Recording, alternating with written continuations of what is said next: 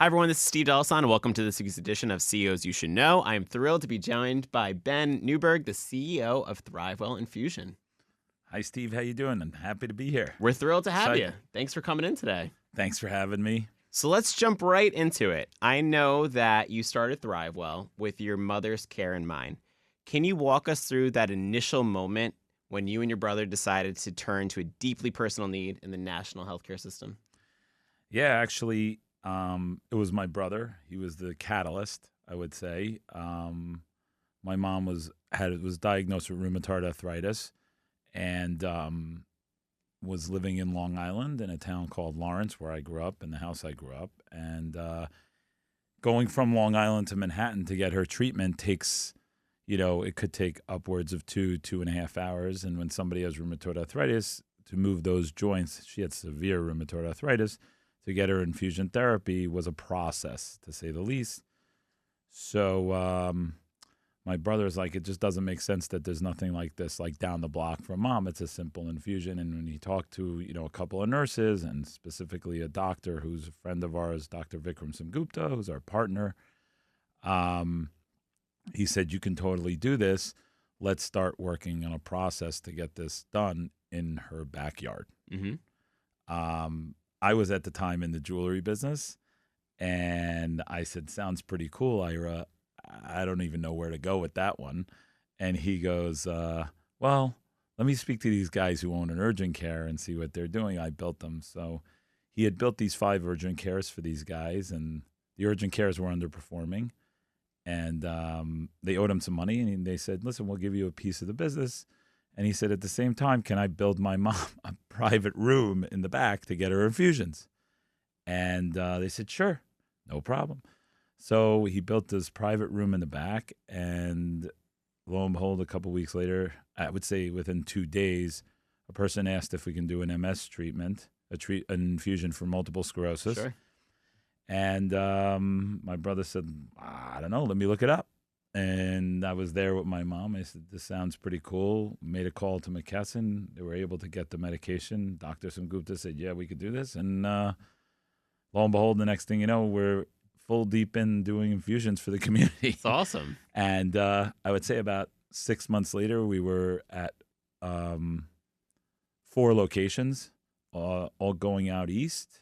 And then about a year later, we had hit 9 locations in New York. When I say out east, Yep, Long Island. And we just kept going, and that was about 5 years. It was January 1, 2020, right before the COVID pandemic, Okay. right before it all started. We had opened up like 3 or 4 locations, and it happened to be that patients were kind of running away from the hospital, especially autoimmune compromise. So we were getting influxed, and we just kept opening to facilitate that population. That's awesome. Yeah. It's pretty interesting how we What a did that. journey. Yeah. I know you were an entrepreneur since the age of 20. We just talked about, obviously, you were in the jewelry industry, as you mentioned. Yep. How did those early business ventures prepare you for Thrivewell? So I first started, I was working for somebody. This is actually pretty nuts. I never really speak about this, but I first started, I was a courier. Okay. I don't know if anybody knows what that is, but I was a gold courier to a tax-free zone in the Dominican Republic for production of jewelry. So I would get on the plane. They would weigh up our gold. I would get off the plane, bring it to a tax-free zone in Dominican Republic called Zona Franca, which means tax-free. And they would produce the jewelry, and then I would be basically couriering it back to New York, where they would calculate it and weigh it in at customs, so it equals the same amount of gold that went to the Dominican, came back. And then I was doing that for about 3 years out of school, and I learned how to make jewelry from the ground up there because it was all handmade. And I started traveling all over the world to see jewelry being made in India, Italy, Asia, all over. Learned all different types of findings from different places, and I started to design my own jewelry, specifically in stainless steel. Started working with a company, QVC, which stands for Quality, Value, and Convenience. Didn't know that. you know it when you sell them a lot of Yeah. jewelry. And things just started to, go from there. What I've really gained that I applied to this business, this business is very different than anything I've done in my life. Prior to the medical business, everything I was involved in was a want product. Sure. And currently we're in a need environment, and the environment that I'm in my business is a need product. So I've come to realize that patient care is far superior and gratifying than anything I've ever worked on. And understanding what the gratification someone had from jewelry and seeing loved ones getting treatment in a place and gathering together and having an environment where there are providers providing that care in a happy place versus other places where it's a little bit more time consuming, tedious, a bigger process, intake, discharge, making it very easy, seeing that relief and the relief of financial anxieties with our department that helps throughout that makes it so much better for me internally, understanding from before to now just the difference between a want and a need. The drive is different. Mm-hmm. That makes sense. Yeah. Now, I know family is really important to you. What role has family, especially your daughter and your mother, played and impacted both your personal and professional values as a leader? So my mom, since day one, has been like the ultimate rock for me. I've been through a lot, personally, and all that stuff. Everybody has moms. They're all the best. Everyone's mom is the best person in the world. Everyone's mom is the number one person in the world. I'm not discounting everyone's mom. Everyone has a number one mom. I'm just saying my mom might be number one of number ones, So just seeing the way my mom acted in general, us growing up, she could do whatever she wants. She could go anywhere she wants. She didn't. She lived a humble life. She was a very classy woman. She carried herself with dignity. She treated us just anything and everything was always there, no matter how hard anything we were going through, no matter how difficult any task was, she stepped up. And, seeing my mom battle these things, because after her rheumatoid arthritis, then she was diagnosed with pancreatic stage 4 cancer and ultimately passed away 2.5 years ago. Sorry to hear that. But thank you. During that time frame, she was fighting a disease, and seeing her stand up to that disease created even a stronger will inside me and my brother, to the point where when she passed, we were actually faced with a dilemma at that moment. Do we stop what we're doing because the person we were doing it for is no longer here? Yeah. So, do we continue doing these, providing care for patients? Do we, or just stay stagnant and, sure.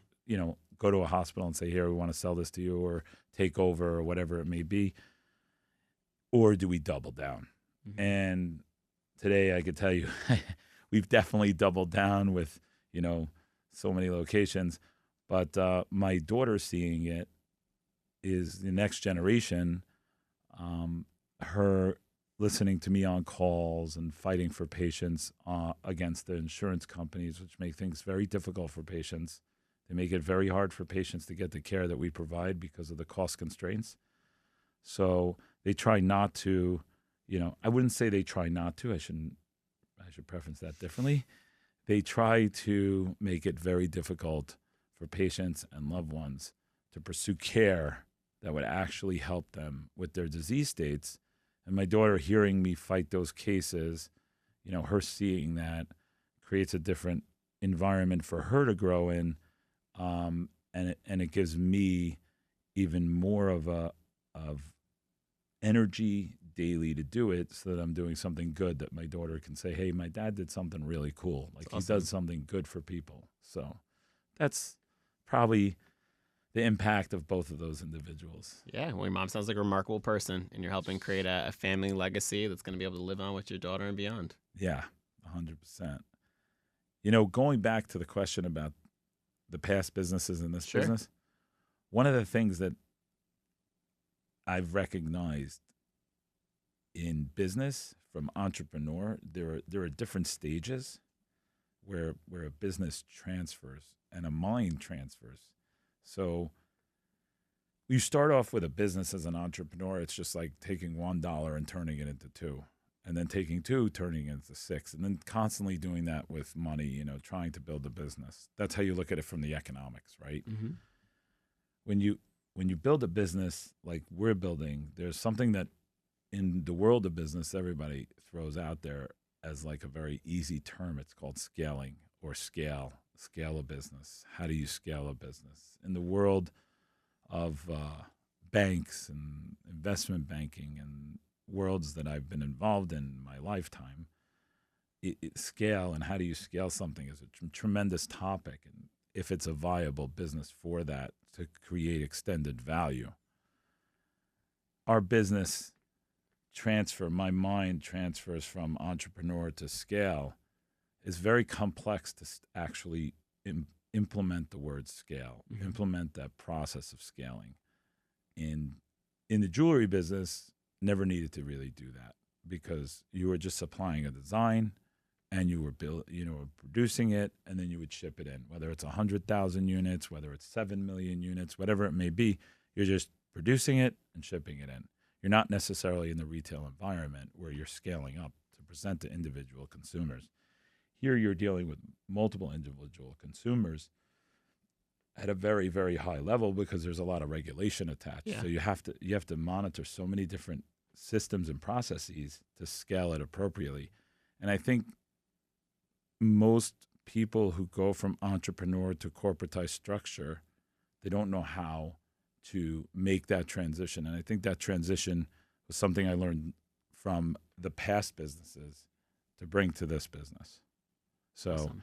And I think my mom was integral in that because her constant advice was, don't run, walk, Mm-hmm. then jog. It's good advice. Crawl, walk, then jog. Yeah.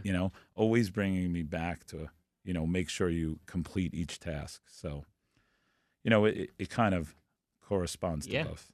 For sure. I know Thrivewell operates in a very fragmented healthcare space, but you still have managed to be very innovative in the space. What innovations are you most proud of that has really helped you separate yourselves from the competition? Wow. So innovating our space in general. So I'd probably say early on when we first started, there were very few people operating in this space outside of a hospital network. Mm-hmm. It wasn't known to see ambulatory infusion centers, small private room infusion centers for patients who are on biologics or injections that just needed supervised visits so they can get their treatment and do it in and out as fast as they can. The reality is it was very cost prohibitive in the past. If somebody goes to a hospital, they would get the bill would be to the hospital, would be billing their insurance. They would bill a facility fee. Then they would bill for the medication. Then they would bill for the administration. They would bill for the time value. So, economically, the costs to a hospital is, in some cases, is anywhere from 2 to 3 times the value of what we would do our services for. So over time, I looked at it and I said, this is eventually going to be something that trends all of these services if we can figure it out right. So how do we do that? And then how do we look at making it efficient? Mm-hmm. Because you want to see as many patients as you can, but you want to give them the individualized care that they deserve, and deal with the disease state that they're dealing with and manage it. So innovating in efficiency was something we jumped on early. Anytime there was new softwares around our business, we would be the first ones to beta. There's an EMR that specializes in our business. We were one of the first 5 to adopt the EMR. Every time that EMR every time the electronic medical records is what EMR stands for. Every time they would want to beta a new service, we would be the first to do it. They would call us, we would call them. We need to figure out how to move this. We would push them, they would push us. Mainly, we were pushing them in certain areas. And then recently, we just did something with AI that is even more incredible with a great company. And, when I first met these guys, they're a couple of guys like 28, 26 years old, around that age, the three of them. And they developed a way for us to eliminate data entry completely. So there's no human data entry errors, so that it would Wow. be, yeah. So when we receive all of the documents through eScribe, it automatically would upload into our EMR, and the documents would go to the appropriate location inside the EMR so that we can respond to any requests for documents by a doctor or by a payer, specifically insurance. They request a lot of documents all the time, so that they just made the whole process easier. And we spent a year working with them to develop that system for our space. Again, our space is, you mentioned fragmented. It's completely fragmented and new. Sure. The advancement of biologics and for direct administration through injection and intravenous, which is IV, has expanded. In 2019, when we first started, there were maybe 28 to 30 in the portfolio that we were administering, or not even that. There was probably maybe 20 Wow. medications that we were administering. Today, our facilities administer 80 plus therapies. Wow. That's only in a 5-year span. And there's about 300 plus therapies that are currently going for FDA approval for direct administration to certain other disease states. Rare diseases is what we focus on. So, I anticipate this space growing and growing and growing, but it's growing at a pace that nobody expected. So there are leaders that have jumped out of the gate early. I think I would possibly say we're one of them at this point. But there are others that are out there in the country that have also jumped out early, to figure out systems and processes to do it. I just think the way we do it is a little different than everybody else. We look at things from a different lens. My jewelry background adds a lot of value because of fluctuation in pricing. Mm-hmm. That's a little bit more complicated to explain, but it's assets and commodities. That knowledge helps a lot. But really, the space itself is going to start to flatten out, where it'll be more of a standardized, care at some point, and I think we're heading in that direction. But yeah, the space is still in the early stages. I would probably stay around first base. If I don't even think we've gotten to first base in the space. Yeah. That's awesome. And speaking of that, I know that you guys have been scaling pretty rapidly over the last 5 years, right? You have 30 locations across 9 states. I know we just talked a little bit about it, but where do you really see that long-term vision of the company really going? Eventually, I mean, if nothing stops us, every state in this country, potentially internationally. But right now, we take it like my mom said, walk, And jog, then run. But we just make sure each state that has a need, if they come to us, if they find us, then we do it. We don't necessarily run to it. Got we it. kind of have been in a sit back, go forward mentality. Sure. Lately, our mindset has changed to be a little bit more aggressive in certain states that we've opened and added, where we see gaps in the market, where we see gaps in the country. I do see us probably in 25 states by the end of 2026. It's exciting. Very. Yeah. I don't know the exact amount of locations, but we'll definitely be in the upwards of 70 plus locations is my goal. I definitely see us hitting those numbers and maybe surpassing those numbers. There's just so much need throughout this country for what we do. Mm-hmm. There are medications that are subcutaneously delivered at home, and a lot of those medications are very costly. And there is certain information that there's been studies that have been done that show home administration, while important for certain treatments, other treatments would probably be better in a center like ours for patients to stay adherent to their treatment cycle and reduce hospitalization. Sure. And ideally, that's what we as a group as a population, want to try to bring down hospitalization, as multiple things that can go with that. Obviously health is the first and foremost thing that I look at. Patient first, patient's health first. That's what I always look at that first. If somebody's going to the hospital, they're hurting. They're hurting very, very much. We can't help them in our place, which is a place of reprieve. So that's one. The other thing is the costs, like I was mentioning before, increase significantly. And, the age population of Medicare, it increases for us. So it's kind of like we're all working together. Yeah. And we have to understand that. And once you understand that, you can actually build a model around it. And I think our growth spurt will be pretty strong over the next couple of years, following the trajectory we just had based on the pipeline of medications. It's awesome to see. Speaking of, you just said patient first mindset, right? I think that's something that comes throughout our entire conversation, that's probably at the core of the company. With the scaling and with all the introduction of different technology and AI and all the advancements, how do you still keep that patient first human touch point? Great question. So it all starts with people, right? I'm just the guy speaking here that they put a title on. I really never lived with titles. I never had a title. When I was in jewelry, I didn't have a title. In this business, when we first started, I didn't have a title.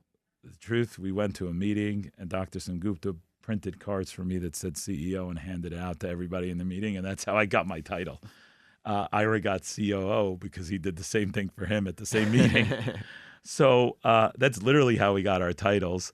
But it starts with people. So when I speak, sometimes I speak on revenue cycle management because of my education on how to do reimbursement for these medications, how to structure your billing and stuff like that.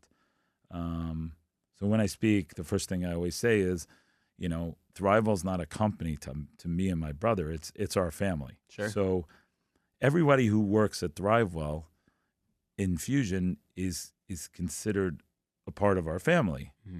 We've lived that since day one, me and my brother, and the people who have worked with us have never left. I think we've had maybe 5 or 6 employees that have ever left our organization over 5 years, and I think we're teetering like 280 employees now.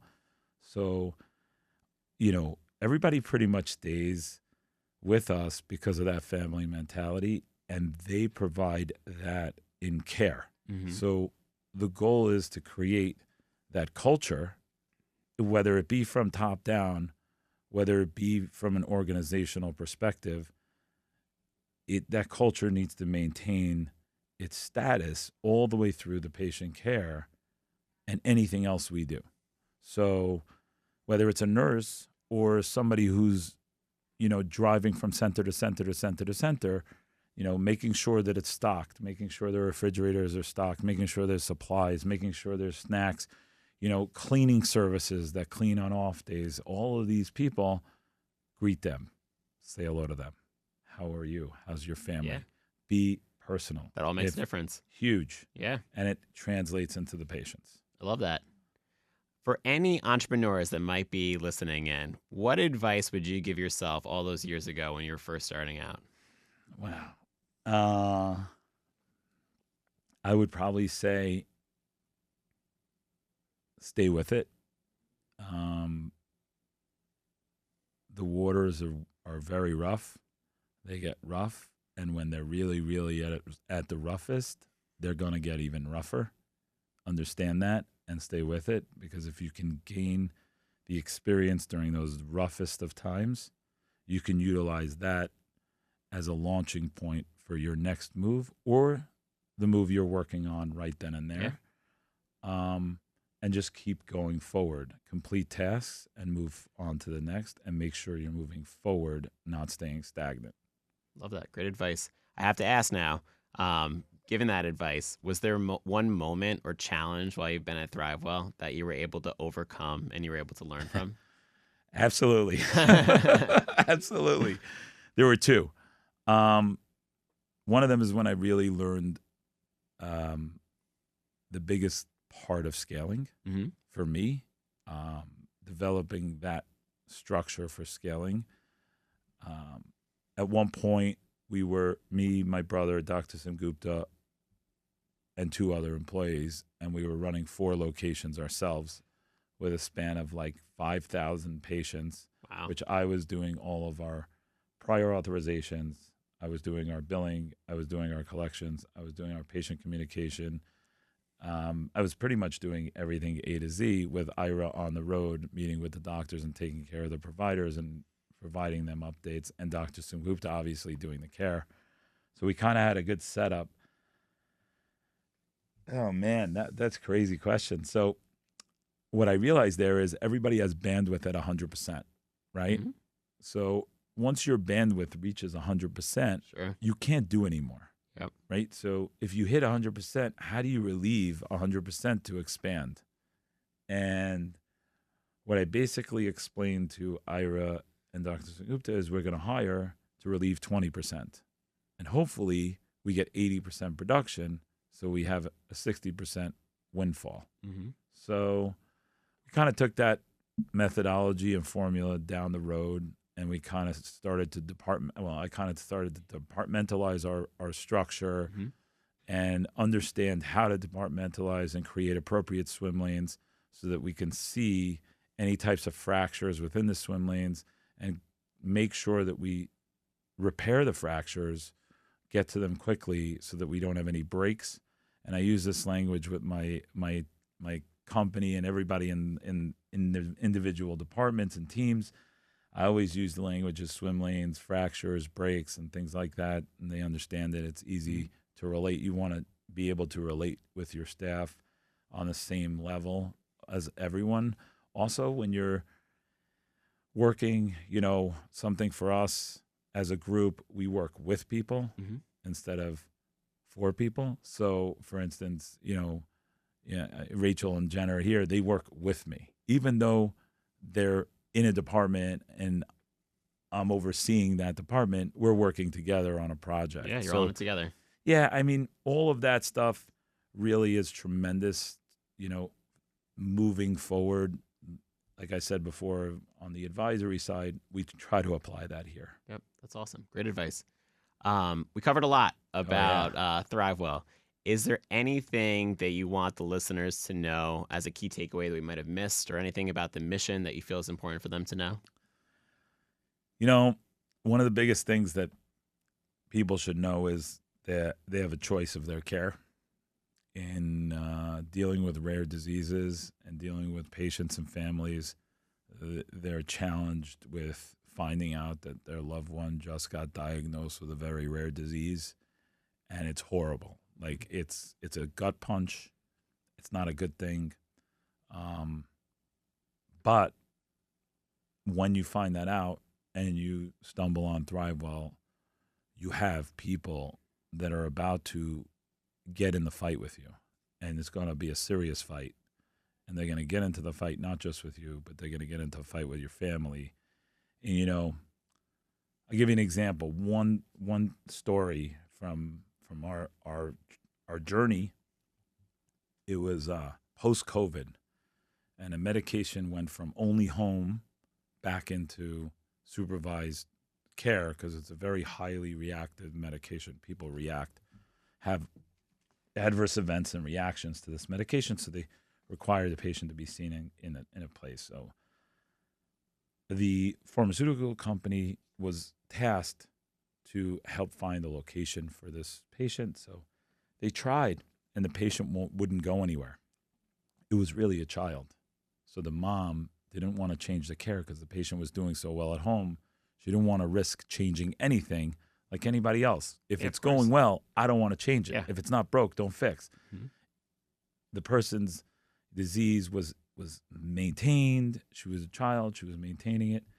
So we had a center at the time close to their home. It was in Tarrytown, New York. It was in Elmsford, New York. And got a call, and the child was my daughter's age. And Farah, who's our CNO, has a daughter the same age. And we were on the call, and I got off the phone, and I told her, don't worry, I'm going to handle this. You got a daughter, and I have a daughter the same age. And I called them back and I said, listen, our center is closed for the day that you come, and you can come anytime you want. You can bring whoever you want. We'll have care there. And we closed the center for a day just so that they could come and feel comfortable. That's awesome. And see what the experience was like. And we saw the patient. They wanted, Disney Plus, so we got Disney Plus on the TV.